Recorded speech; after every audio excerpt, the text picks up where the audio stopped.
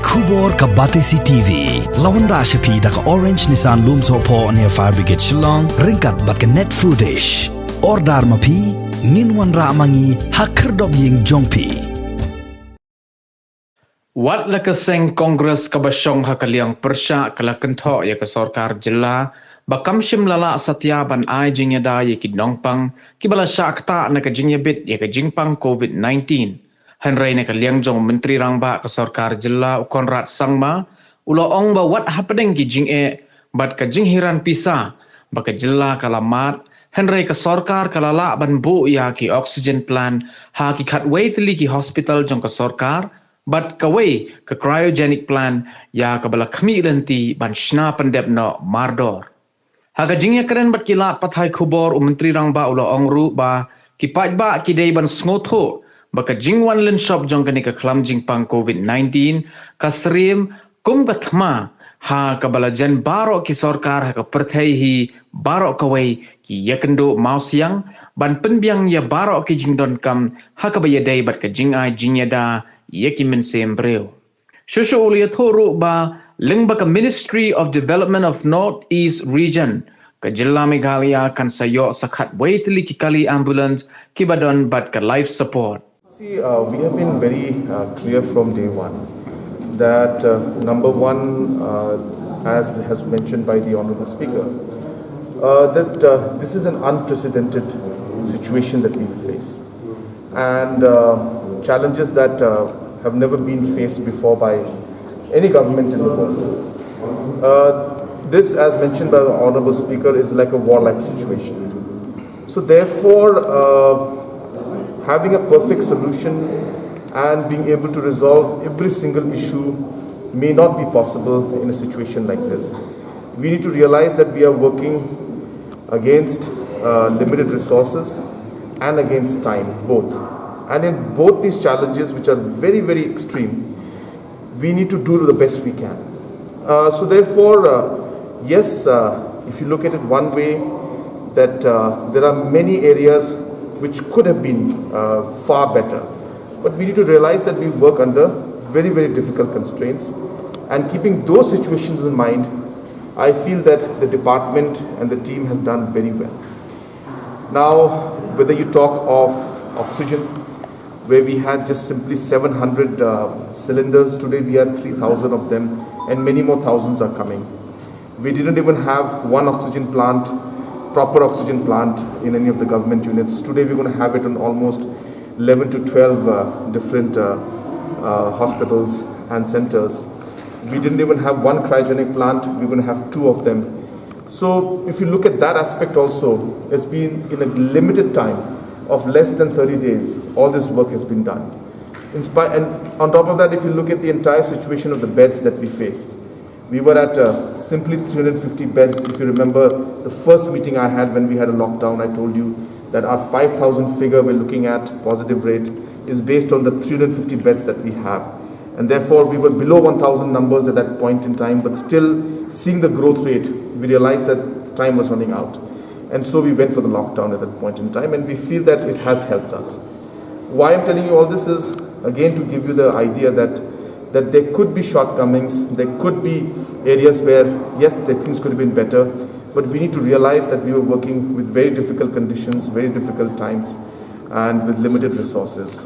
Having said that, what has been mentioned by the opposition regarding the ambulances that they're mentioning, I'm happy to inform you that through donor ministry, we'll be getting 11 of them with life support. At that point in time, if you remember last year when we were going through this entire struggle of fighting the first wave of COVID, it was more of transportation of people. We were not seeing so many serious cases which needed oxygen support. So that was a time when we invested in ambulances just to ensure that the transportation took place, and therefore the focus on the life support was not in the first phase as much as it is in the second phase. So most of the ambulances that came in the first phase. So now whatever ambulances we're bringing in, we're trying to ensure that they have got all the life support systems also. Another thing which I have mentioned in the meeting today is also the fact that we need to realize that as we fight a war, as we are, battling this enemy, that sometimes it is quite possible for us to sit in a room and really discuss a lot of issues small issues that could be resolved or small issues which we feel were solvable. But when you're actually in the ground, when you're actually in the battlefield, when you're on the borderline, what the actual army officer or the soldier goes through is a very different mindset because you're in that moment at that point in time.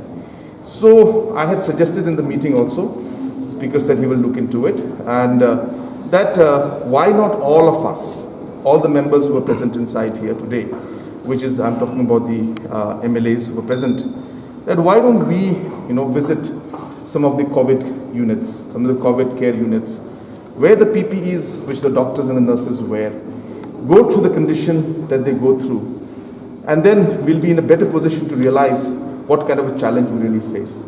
So I urge again, if I have gone to the COVID ward myself in Garo Hills, I've seen what the doctors and nurses go through. It is a very difficult situation. It's a very tough battle.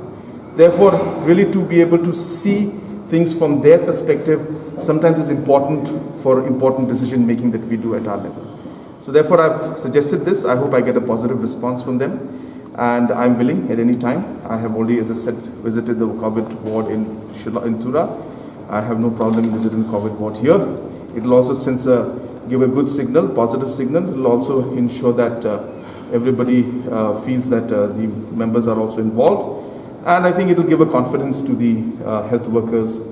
And more importantly, it will help the legislatures and the decision makers to really decide after seeing really what challenges in the individuals face. And in fact, I would suggest if press also would, should come and go be with us when we enter these COVID wards. I think it's good to be part of this entire process. So I invite all of you also, and I'll see maybe in 2-3 days time if the others don't go, then I may go alone. But I invite the press also to be there. I think it'll send a good message to everybody. I remember last time I was told that anything between 18 to 20 lakhs is the cost of the machine, which is the cost of the vehicle. And I was told that another 3 to 5 lakhs to 6 lakhs, depending on what kind of machines, would be the investment of the machines. So I don't want to be quoted in this, but I just remember very barely in a very unofficial discussion, the cost would be roughly about 25 lakhs, take plus minus 2-3 lakhs. No, funds are never enough, and therefore we have to make choices. And it's like, I guess, in any situation that one faces. So therefore, even in this situation, the funds are never enough. It's not to say that we don't have funds at all. We have limited resources.